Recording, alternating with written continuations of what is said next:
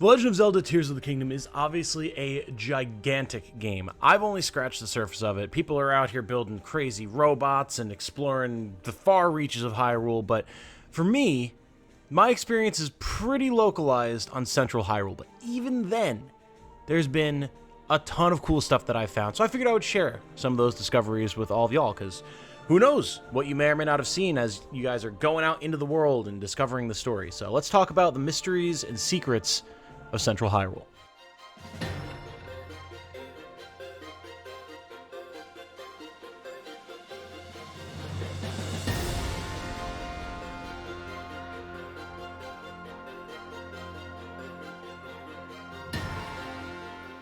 Hello everyone, my name is Tom, otherwise known as Titanium Legman, and if you enjoy what I do, a subscription and a like would be very much appreciated. It would help me out immensely.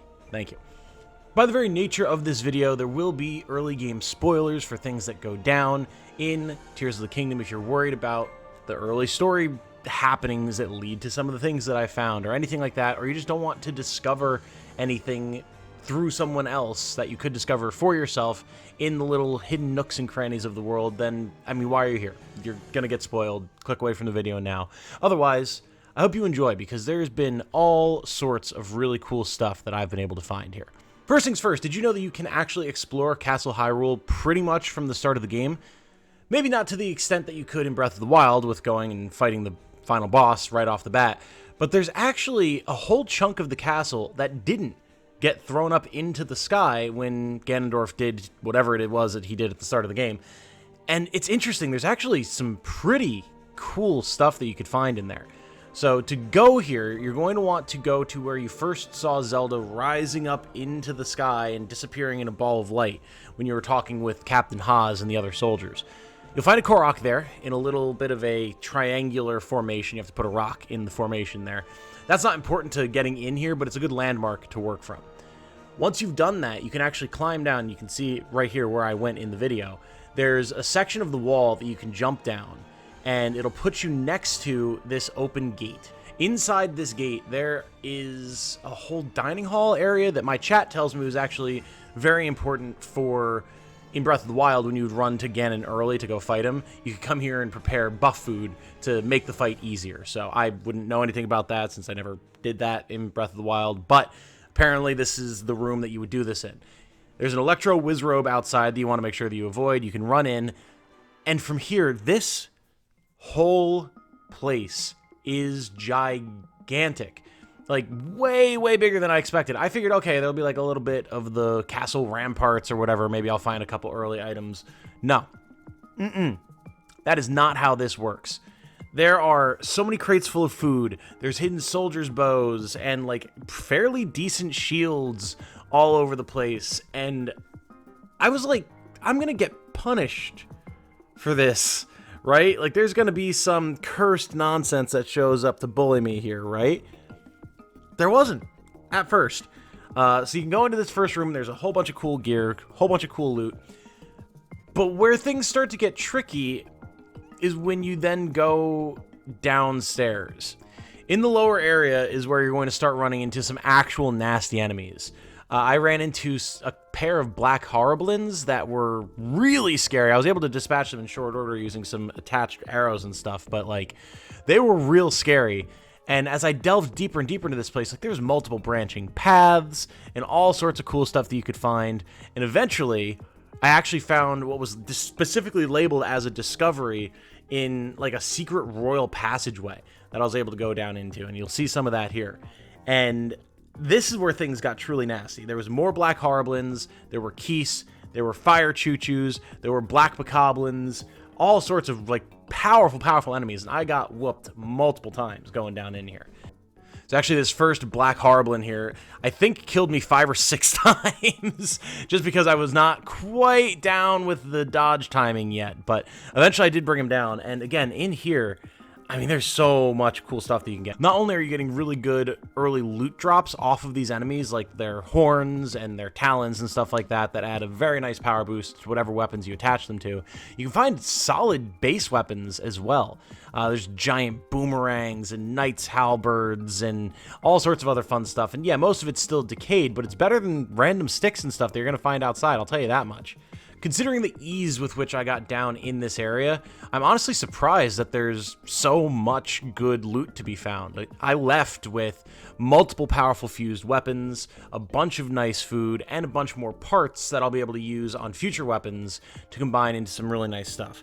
One of the best pieces that I found was a diamond that actually adds something like 22 attack to whatever you fuse it to. And I mean, that's some really nice power when I've only played the game and only been on Hyrule for maybe all of like 2 hours at this point when I first got into this area. There's a blue Lizalfos horn that you can turn into a katana, the giant boomerang that you can attach another boomerang to make a boomerang, which is really fun. And again, there's that diamond, which I later put on a Royal Claymore that we'll talk about a little bit later in the video. And it's nasty stuff. It's very good. I won't get into the ultimate loot that you find. I'll leave that for you to discover, but yeah, let's just say that there's a long way down that you can go in this area, as well as up and to the sides, but at the bottom of this whole hidden area is where you're going to find what I think is the ultimate piece of loot that you can get here. It's very, very nice. Next up, if you haven't gone well diving in Hyrule, I highly recommend that you do. I found a bunch of cool stuff hidden down in wells that, I mean, they're really easy to walk past. It just looks like a well. You wouldn't even think about it until you look down inside and you're like, oh, I can jump down here. Some of these wells have some really cool stuff in them. There's one that I found in the Hyrule settlement ruins that had a ton of bright bloom seeds that are going to be very, very nice for when I go and explore the depths, which is something I found at the end of my previous stream. But this one beneath Lookout Landing was actually probably the best I found thus far because of Royal Claymore. Again, decayed, but still, the royal weapons I've been led to understand are really some of the best in the game, at least in terms of Breath of the Wild. And while the blades may be decayed, you can still fuse other stuff to it, so it's absolutely worth picking up. This one says that it yields a powerful flurry rush during a perfect dodge. I've not had the chance to test that yet to see exactly how it's different than a normal flurry rush. Maybe it just deals more damage, I don't know. But I decided to stick my diamond to it, and it made a really, really nasty diamond sword that I'm quite pleased with. I think it's going to be able to deal a lot of damage. Hopefully it lasts for a fair amount of time. It seems like most fused weapons do have better durability than their non-fused counterparts. So I would highly recommend, if you wind up kind of following what I did in this video, picking up that diamond from the castle and then coming here, getting the Royal Claymore if you didn't have it already, fusing the diamond to the Royal Claymore. This is by far the most powerful weapon that I have. 39 power is nothing to sneeze at when I also am throwing around like 7 power rocks stuck to sticks. So it's a pretty significant difference, and it looks pretty badass as well, I gotta say. I'm very pleased with this decision. Next, did you notice the blooming cherry blossom tree outside of the castle, kind of to the right of it? Well, I did, and I figured, well, this is an interesting landmark. I should go check this out. And that's when I met a very interesting Gerudo woman sitting underneath it. She had some things to say about a being that wanted fruit that she was hoping would help her find her one true love, all this different stuff, but she didn't have any fruit. But you know what? I had fruit. So I figured, okay, well, I don't mean to steal the lady's thunder or anything, but let's grab some apples here and toss them in this shrine that I found around the back of the tree. And wouldn't you know, a old friend that you might recognize from Breath of the Wild showed up. This is one of the things that I actually saw Jane encounter and tame in Breath of the Wild. It's the Lord of the Mountain, who I certainly was not expecting to show up here, and then he decided to show me something interesting. Check this out.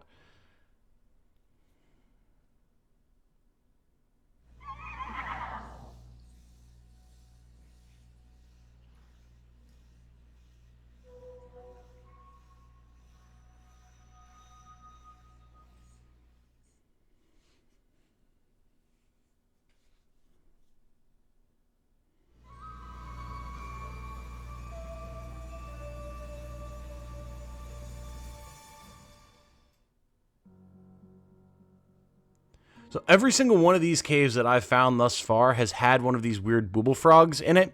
I'm assuming that that's what the Lord of the Mountain is trying to tell you, seeing as how the booble frogs and the boobles and the Lord of the Mountain all have the similar kind of feathery, frondy antler things. So they're all the same type of being, I would imagine. I'm sure you Zelda aficionados can tell me more. But if you're trying to hunt down booble frogs and get the gems for whatever these are useful for, then going and offering some fruit to the Lord of the Mountain should help you find the caves that you need to go into to find it, which is nice. And conveniently, that leads us into our next point, the Heartbreaker, Luminous Talos in Krenel Hills. So the very first cave that I went into, following the guidance of the Lord of the Mountain, had a big ol' Luminous Talos in it. And, yeah, it was a scary fight. I was able to deal a fair amount of damage to it on my first go-around, but, I wasn't expecting the Mazinger level rocket punch that the Talos threw at me, and yeah, it kind of did me in. I wound up coming back later and defeating it off stream. I just did a little bit of exploration for like 30-45 minutes one night, and I beat the Talos, and I got its Heartstone, which I then turned into a pretty nasty little weapon. I wish I'd stuck it to something that had better durability, and it added a fair bit of power. It made a hammer that was pretty nasty. You can see I actually did some pretty solid damage here to this Black Horriblin with it before it decided to break. So, again, I wish I had it on something sturdier, but if you go and fight the Talos in that cave, maybe stick it to something and see how it does for you. Finally, the last thing I want to talk about is a little side quest called Miscos Treasure, which you can pick up from a random mushroom hat-wearing cottagecore NPC who wanders around Central Hyrule. This is something that both Jane and I have found, and it leads you to what seems to be 4 different pieces of armor. It's not this Royal Guard uniform that you can see here. I didn't get footage of me picking up the piece of armor that I actually got from this, but you can see it in this little clip. It's this Barbarian set that I'm wearing. And it seems like each of these 4 pieces that you can find that are marked on your map are going to be a different chest piece. Jane found a rubber tunic that reduces the amount of electricity damage she takes. I found the Barbarian piece that increases my physical attack. And I don't know what the other 2 are going to be yet, but if you happen to see, again, this mushroom-headed NPC walking around, chat her up, and she should tell you about Miscos Treasure and mark some spots on your map where you can try and track them down, because, I mean, why would you not want some extra versatile armor, especially early in the game? And that's everything that I've found that's of particular interest in Central Hyrule thus far. I'm sure there's a ton of other stuff that I haven't discovered yet. Again, I've not really had the chance to spend that much time with the game, but just on its own, being able to get into a section of Hyrule Castle and get a bunch of powerful weapons, as well as the Royal Guard's uniform, and then with Miscos Treasure, being able to track down some decent armor pieces that you can equip, you can get pretty powerful pretty fast. Once people have things optimized and have really discovered everything there is to see, I imagine that you can get really geared out from the second you drop down out of the Great Sky Isle. But for now, that's pretty much everything I've got for you. If you've found some interesting stuff in Hyrule, in this area, nowhere else, let me discover stuff for myself. But if you found anything else of interest in this area that you think I should check out, let me know. Drop it in the comments. Discuss different interesting things that you have found for other people to go find. And I'm going to keep exploring this world because it's awesome, man. It's very, very cool. So thank you for watching. My name has been Tom, otherwise known as Titanium Legman. I hope you all have a good night. Stay safe and healthy out there. And remember, be good to each other. Bye now.